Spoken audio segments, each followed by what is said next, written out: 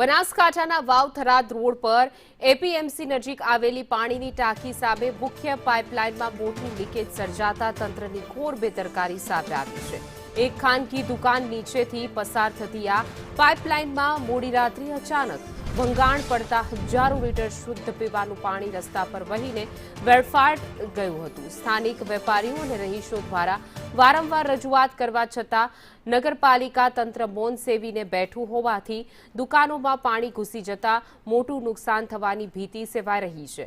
કાળઝાળ ઉનાળામાં એક તરફ લોકો પીવાના પાણીના એક એક ટીપા માટે વલખા મારી રહ્યા છે, ત્યારે બીજી તરફ લાખો લીટર પાણીના વેડફાટ અને વાયરિંગના કારણે વીજ કરંટ લાગવાના ખતરાથી સ્થાનિકોમાં ભારે રોષ જોવા મળી રહ્યો છે।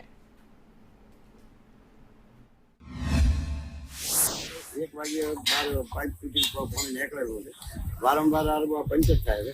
એક બાજુ પીવાનું પાણી મળતું નથી અને અમારો પણ જીવ દુખાય છે કે પાણી ગામડે સુધી પહોંચતું નથી। આવું હજારો લીટર પાણી રોડ ઉપર વેચાઈ છે અને બધા ધંધાવાળા આજુબાજુ આવેલા છે એને બધા નુકસાન થાય છે અને અંદર ઉપરની બિલ્ડિંગની વાળાની અંદર બધો પાણી ભરાઈ ગયું છે। વોર્ડ નંબર 4 પરથી આવે છે પાણી પાઇપલાઇન નોકેલી છે અંદર આપણે દુકાનની અંદરથી આવી છે।